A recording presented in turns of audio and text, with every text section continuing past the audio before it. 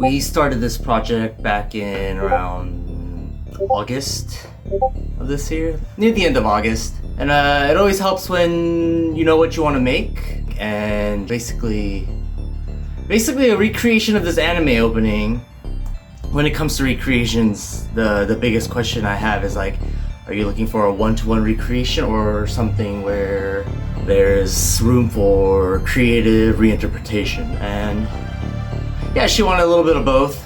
It's always easier when I can have creative reinterpretation, because anything I don't want to do, I can like basically cheat and be like, oh, we should do this instead. This will be easier.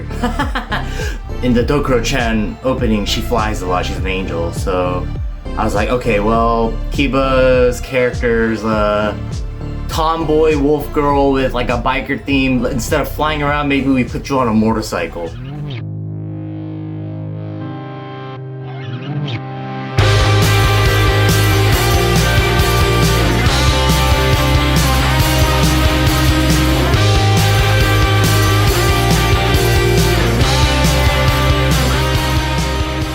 The first thing that came to my mind was the 8th ending of Gintama, which is Elizabeth just cruising on a motorcycle, and I was like, yeah, that's a vibe.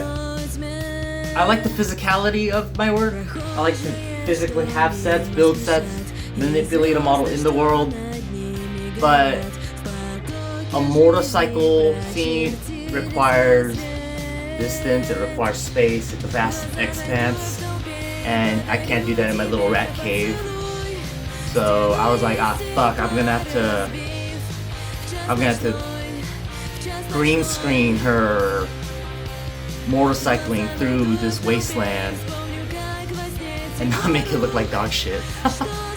I'm absolutely horrible with green screening, so I was anxious with how this was gonna turn out. But I think it's passable. This is probably the best green screening I've done for someone that doesn't do it on a regular basis.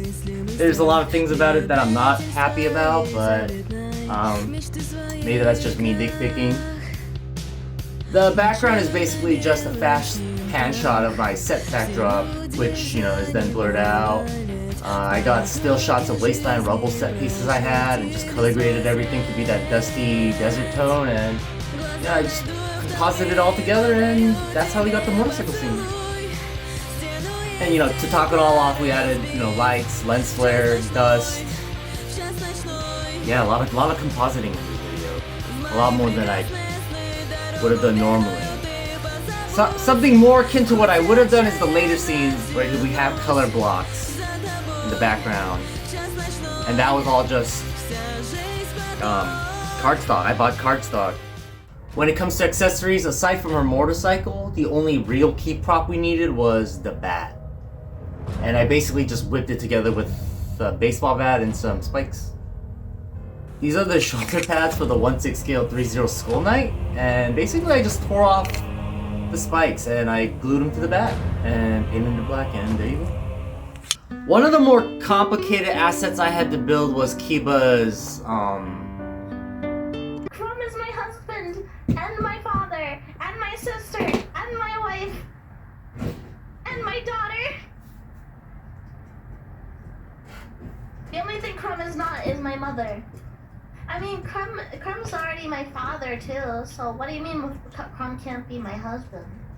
My father can become my husband.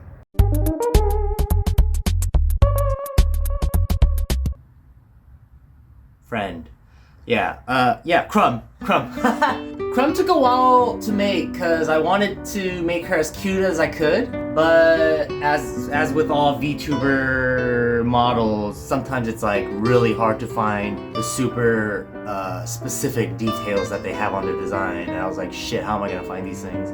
But unfortunately, Crumb had a maid outfit that I was like, oh, I fuck with maids. Yeah, I could do this. We decided to go with that, and I couldn't quite finish it. Like, it's missing her bell and it's missing her tail. And for like the 2.13 seconds or 61 frames that she's on screen, I think she plays her part just fine. Videos like these are not long. They're minute 30, 2 minutes at most. But as you can see, the amount of work that goes into making these videos is it's insane. It is a crazy amount of work.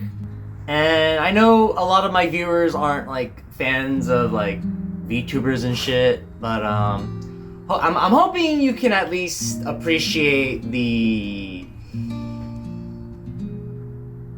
production value. I don't know.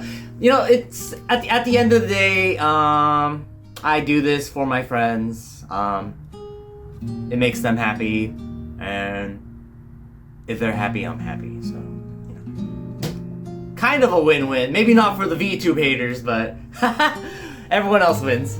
I'm so happy. Thank you. Shout out to MOONSHINE for making the video for me. He did a fucking phenomenal job, and he worked super duper hard on it while balancing his pseudo dad life, his babysitter life. Thank you, Moon Man. Thank you. You're okay sometimes. Thank you.